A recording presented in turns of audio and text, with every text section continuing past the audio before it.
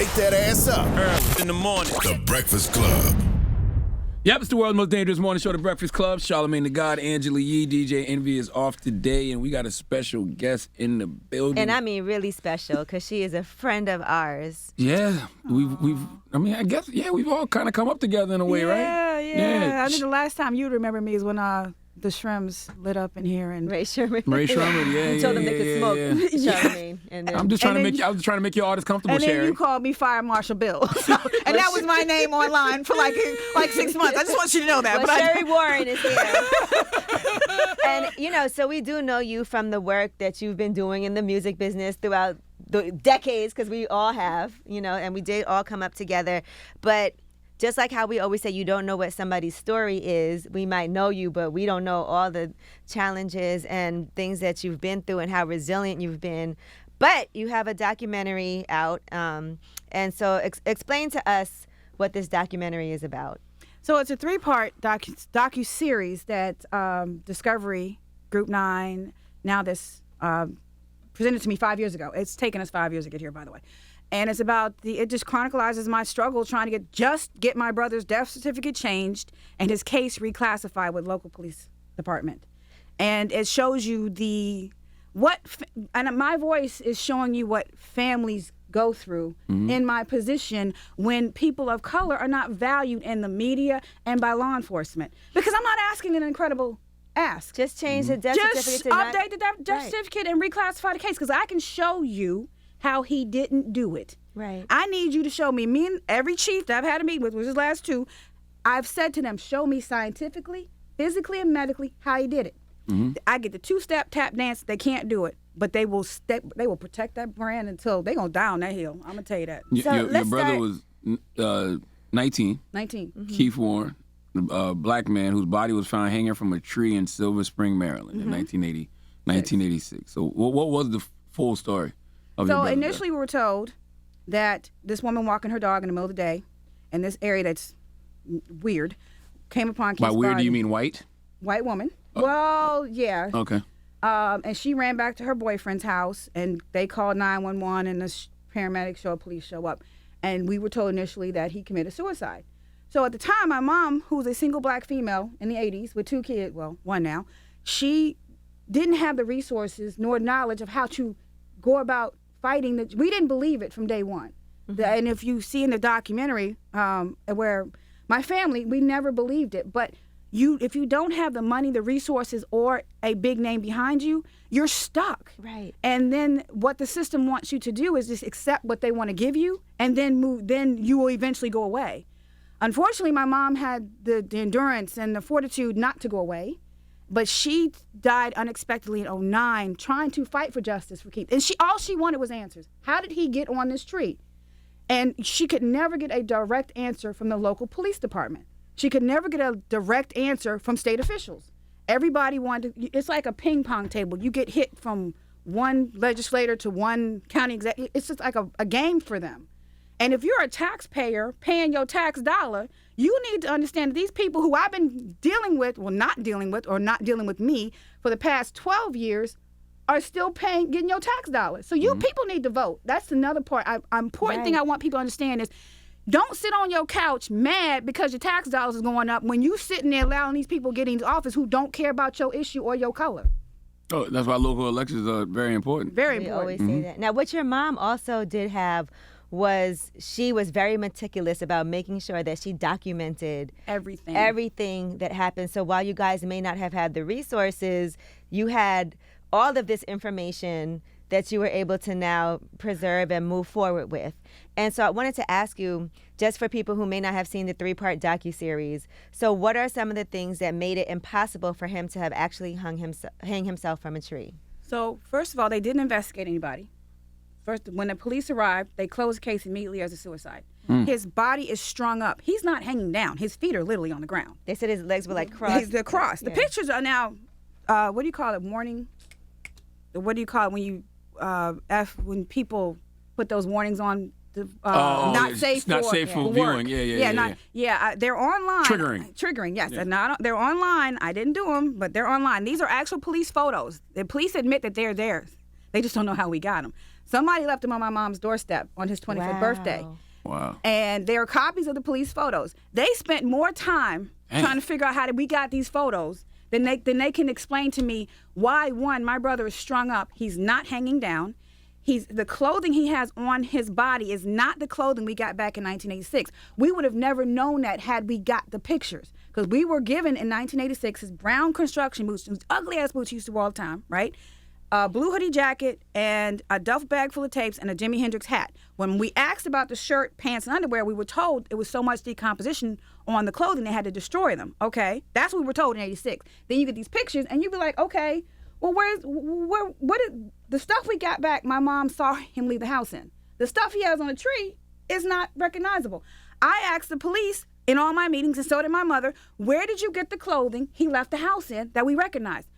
Do you know they had the nerve to play with my intelligence and tell me that they were around his body, that he took a change of clothes to go hang himself? He wanted to be casket sharp, exactly. So then after this white detective closes the case and sends the body to the funeral home of his choice. Right. And No orders autopsy. no autopsy. He orders embalming. He then notifies my mom 6 hours later.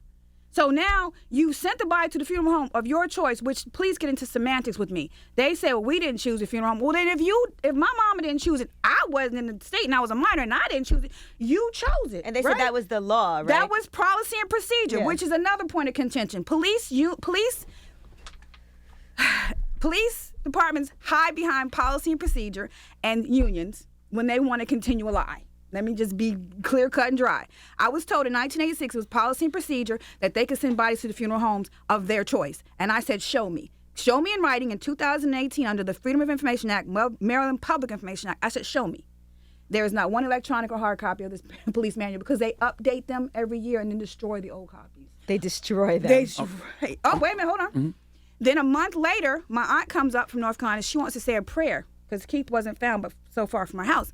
She goes to where the tree's supposed to be. The tree's cut down. They chop. Mm-hmm. So my mom calls the detective. She's like, okay, where's the tree? Well, we're collecting evidence. Why are you collecting evidence a month after the case is closed? And then the tree is destroyed a couple of years later in the warehouse fires. So there's no tree. So then I asked, okay, in 2018, show me the requisition. It was allowed to, this person was allowed to go on private property and cut a tree down. There is none. Okay, show me pictures of the tree since he's collecting evidence that, for this police file. Mm-hmm. There is none. So there's no evidence of this tree. But the reality of it is he was trying to get to the branch. Because once you get to the branch, you can tell because of the way the rope is, which way the rope is going, up or down. Right. So he had to get to the branch. And then they lost the noose. So my mom kept asking for the noose. And they said it was impossible, right, for him to have tied the way that it was tied. The way that 2-tree configuration is, and it's online, by the way, there's no way you could, there's no physical way he could have done it. That's so scary for a number of reasons because, if it was a murder, right, like just a regular murder, they would be trying to figure it out. When they're going that hard to cover something up, it's like, well, who was involved that they trying to protect? Do y'all have any idea? No, and I don't want to, because we've been threatened with lawsuits, and because his friends went quiet the day he left the house. Now his friends. Now my brother was a black white boy. Full disclosure. Mm-hmm. Right, all his friends were white.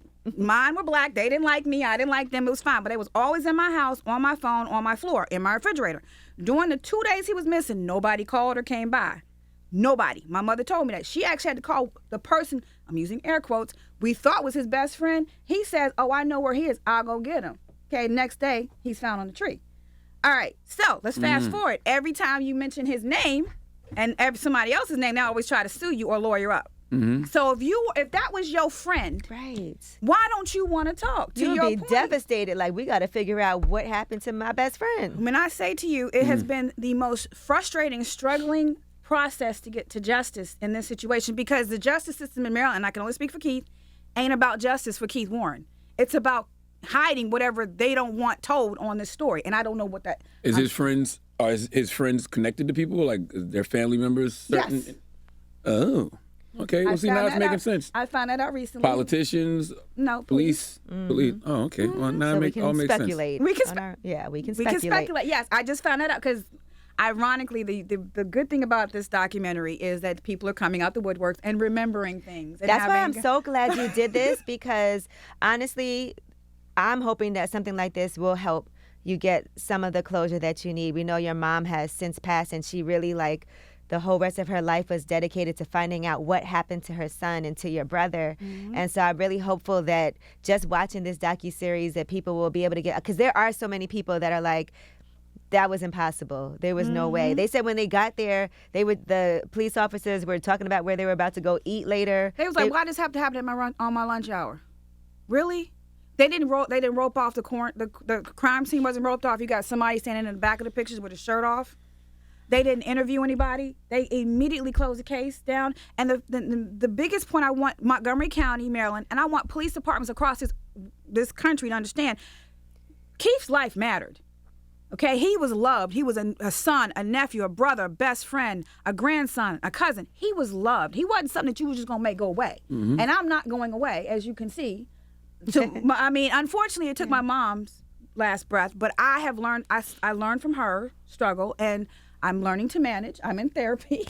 I have a therapist for the last 16 years, so I'm good with that. But I find that I want people to know that if you know in your heart and heart something ain't right, use the justice system, use social media, because we didn't have social media back in 1986, remember. But once my mom passed away, and I said at her gravesite, I said, yep, they think it's over. It's not. It's just beginning. Because my mom wanted to put on this pretty face.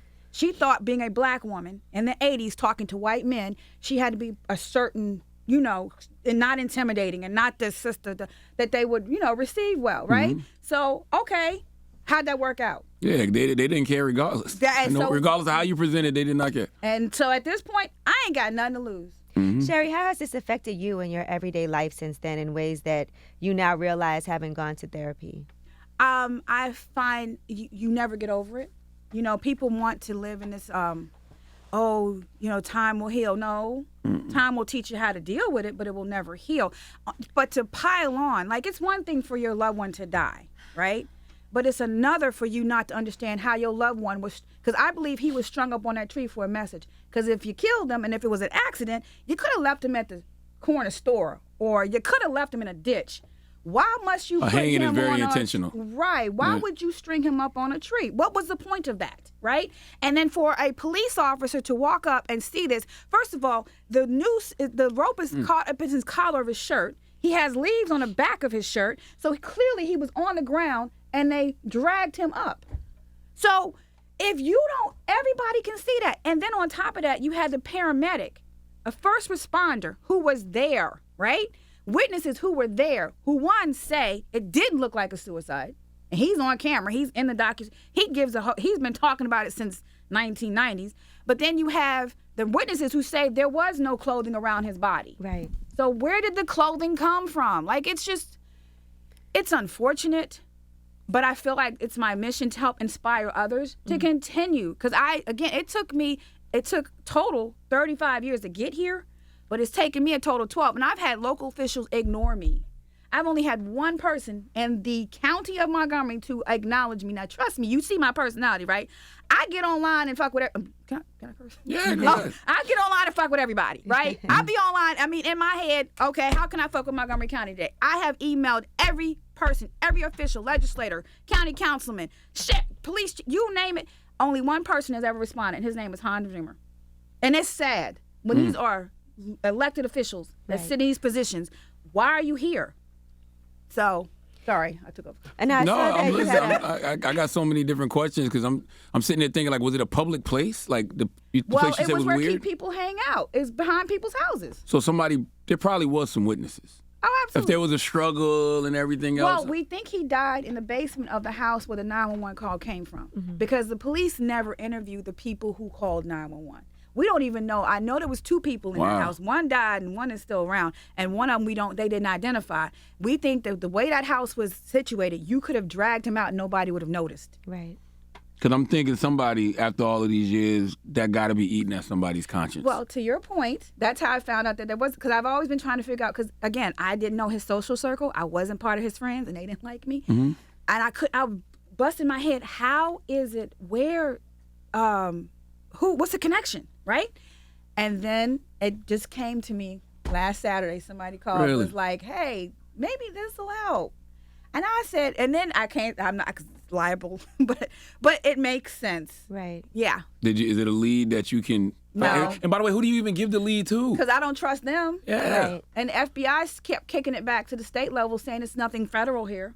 I mean, you got a black man on a tree. This ain't federal. Now Really? let's talk. Yeah. Wow. So let's talk about the racial tones in Silver Spring during this time period, and in the police department.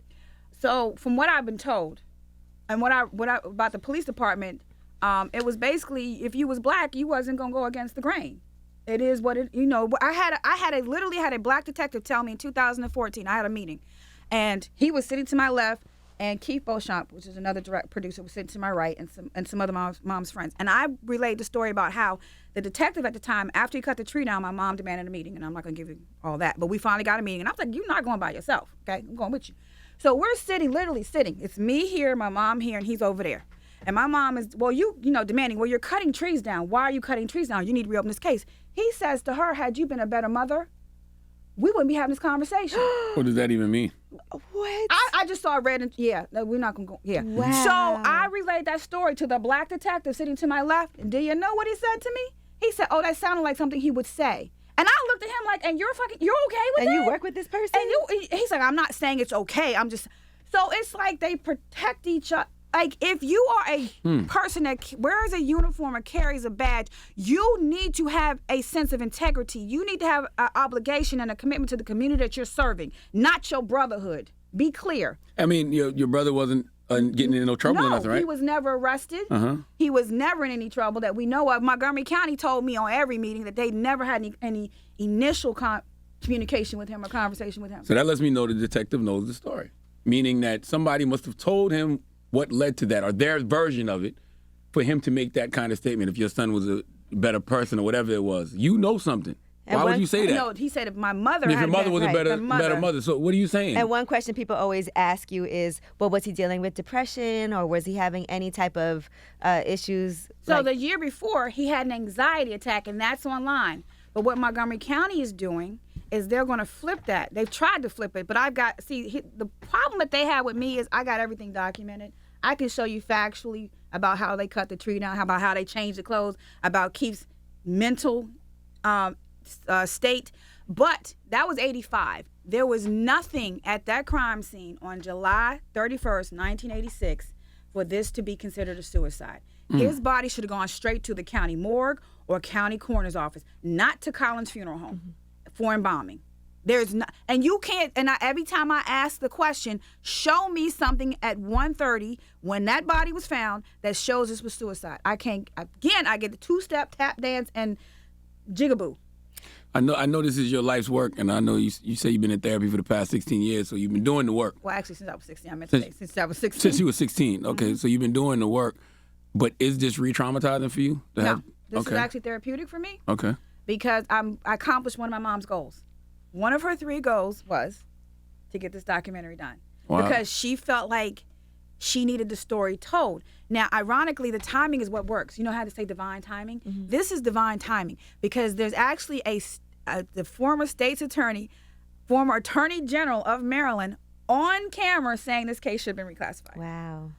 Now, it took him about 20 years to get to the party, but he arrived, and I'm happy because he was on my list. He was on my target list, everything. Because I have a target list. But, yeah, he was on my list, but he found, so I think everything happens how it's supposed to be revealed, but I don't know why they're digging their heels in so hard to not just meet me in the middle. Because I've always said, I can't factually show you how he didn't do it, right? I wasn't there. I mean, I wasn't there, but I can factually show you how he didn't do it. I got witnesses. Right. You can't factually say he did do it. Mm-hmm. So let's reclassify this. You think the reason they don't want to is because it will open absolutely. things back up? That's the real reason. That's not my issue, though. Right. That's not my concern. I believe that that's going to make them have to re-examine and do some work that should have been done 30 years ago, right? And that's going to piss a lot of people off. I saw you talking about how a dog died. Oh, yeah. So, didn't die. He got missing. Oh, went so, missing, in 1994, this dog goes missing, okay? Police dog. They put more energy, effort, and sweat equity in finding it. They even brought a psychic in to find this police dog. It's in the Washington Post. Dead ass. Brought a psychic in. But you can't even acknowledge my mama and her pain. And then in 1976, there were I'm going to give my sympathies to the Lyons family. 2 sisters came up missing and now are presumed dead because their body was never found. They were taken from a Wheaton Plaza Mall in Montgomery County. The police worked on that case up until 2020. And when I say they closed the case, this is how God works. I don't even know how this happened. I didn't even know they had a documentary. And I'm in my house getting ready for my goddaughter's birthday party, and I look on the TV, and there's this detective, I'm not going to call his name, because you can go research his stuff. I looked, and I was like, oh, shit. That's the same motherfucker that told me that I need to go get counseling and get over it, and he's on TV giving empathy and sympathy to the family and their loss. You solved the case with no evidence, no bodies, but you tell me that I need to go get therapy and get over it. Mm-hmm. And that's what I've gotten from because the estate's attorney won't call me back, but the assistant state's attorney, he told me I need to get counseling, get over it. That detective told me I need to get counseling, get over it. Yeah, that's the type of dismissiveness that my family me and my mom have been faced with every time we ask a simple question. Sherri, I was going to say, as long as we've known you, and I told you your Instagram name was, Sherri Warren, Justice for Keith. For the longest, I just wish that we would have known this whole story. Did you ever feel like you couldn't tell people, in your line of work, like the story of what happened? Because I feel like if there was a way we could have brought more attention to it, we would have. You know what? I dance on that line because I deal with artists, and I don't want to put people in a position where they feel like they have to help me. We've been rejected on that rejection button so long that I probably sit there in denial that I don't want to impose onto people. In my head, I feel like if you see my name, that will say, well, let me go and look it up, right? Mm-hmm. But and I also feel like other people have lives and have situations that they deal with. Like everybody has their own struggles. Dang, yeah. So I just didn't want to impose. I don't hold it against it. Because my mom used to say, you can't make people feel how you want them to feel. You can't make people join your party. I just look at it like you've been up here so many times. I wish that it would have somehow been a conversation and then we would have been like, well, let's... Well, see, here's the thing. Divine timing, like you said. Yeah, no, it is. But I'm just reflecting on... No, and I adore you. I appreciate, and I appreciate just being here. I think divine timing, because with the documentary hitting, your audience, because you're going to put me on your social media. Thank you. Mm-hmm. Yeah, of course. Your attention, your bringing attention will bring more attention, because at this point I'm caught in the statute of limitations hellhole. Like, I can't legally sue them because why? Nothing legally happened. And statute of limitations with civil rights lawsuit is 7 years. Mm-hmm. So I can't do like that. The medical examiner, I thought I had a glimmer of hope. Well, the chief medical examiner from Maryland, he wasn't in office when this happened, but he quit on Friday because the job was too much.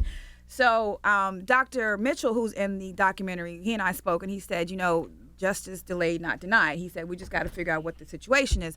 So I think bringing attention to it, the court of public opinion is going to have to help me get this reversed. Yes. I think the court of public opinion has to get to work. And I think some internet sleuths have to get to work, because I have nothing to hide. Mm-hmm. Be clear. What can people listening do, like actionably, to help? Well, first and foremost, go vote. Go vote for these midterms. Go vote for your sheriffs, your mayors, your judges, your legislators. Go vote.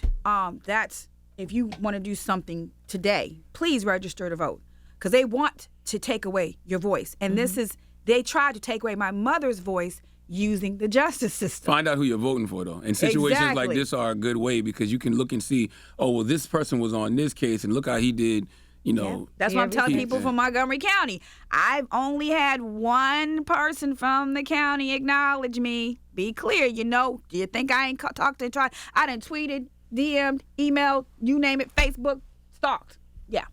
So the other thing is you can start writing to Chief Jones at the Montgomery County Police Department, Attorney General Brian Frost of the state of Maryland, because I don't want to, the interim chief medical examiner, I don't know how long she's going to be there, so I don't want to traumatize her. But that's a start, because the Maryland justice system has to acknowledge that this was wrong. Mm-hmm. The Maryland justice system has to come forward and say, we need to right this. It's been 30 years. Like, dude, what are you all scared of? Right. What is the problem? Just acknowledge. And I'm not asking for you to do nothing but say, you fucked up. That's it. I ain't asking you for no money.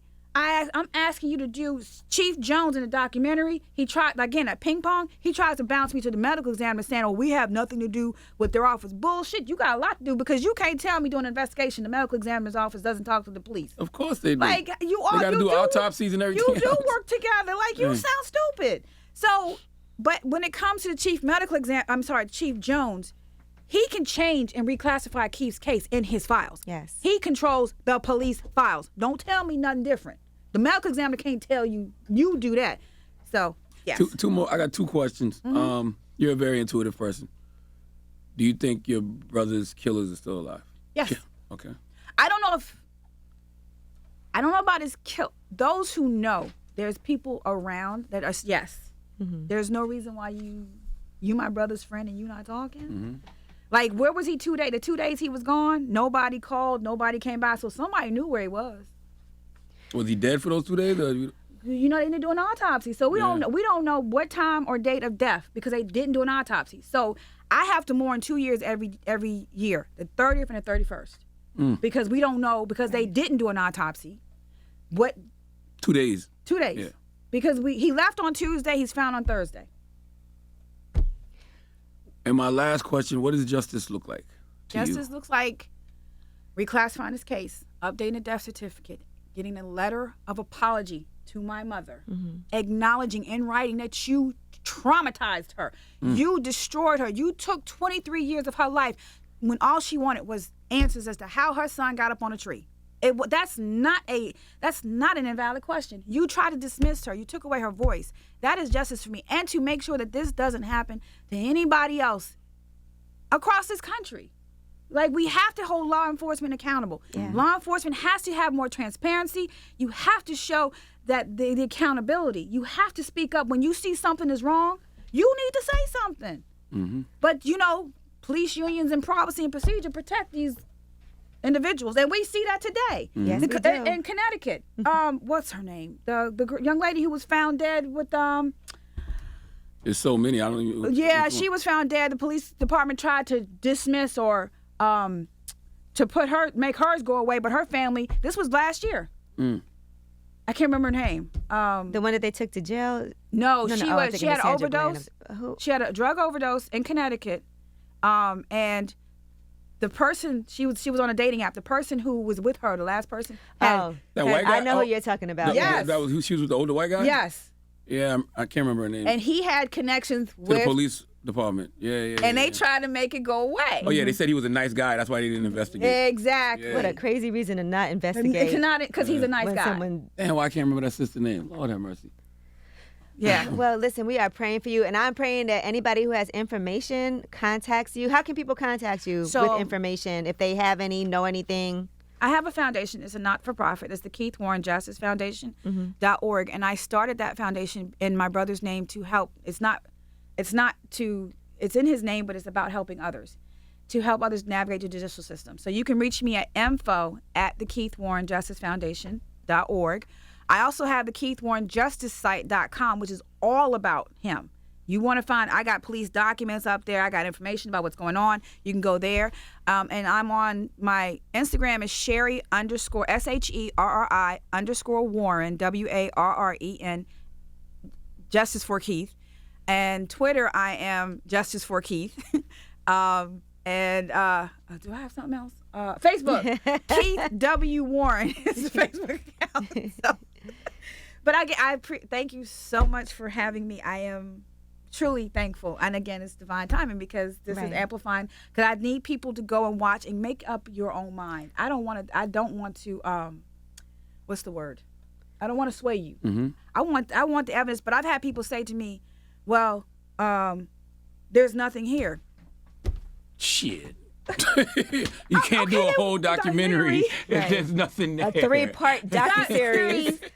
Yes, thank you to Group 9. Thank you to Discovery Plus. Thank you to Alicia Garza. Alicia Garza is part of the podcast. She's on the podcast? Okay. Yeah, she's part of the podcast. So there's a podcast, a sister podcast. I call it sister, not brother. Companion podcast that's profiling this story, but it's amplifying other voices. Matt McDonough, Priyanka. I just thank you to everybody that has my back, because I couldn't have done this by myself. And where can they watch it at? Discovery Plus. Discovery Plus. Uprooted. All right. Uprooted is the documentary. Discovery Plus. I was on the homepage. I was like, oh wait. I was like, oh. Yeah, but yes, Discovery Plus. Yes. And Lauren Smith Field was the Lauren lady's Smith. name. Yes. Yes. Yes. Lawrence. Yes. Go look her case up, and that happened in 2021. Mm-hmm. So it's just like we have to have more transparency. Absolutely. It's Sherri Warren. Make sure you check out the Uprooted docu-series on Discovery Plus. Sherri, thank you for coming. Thank you. And for always having me. sending you healing energy. Let's get justice for Keith That's right. Warren. Yes. It's the Breakfast Club.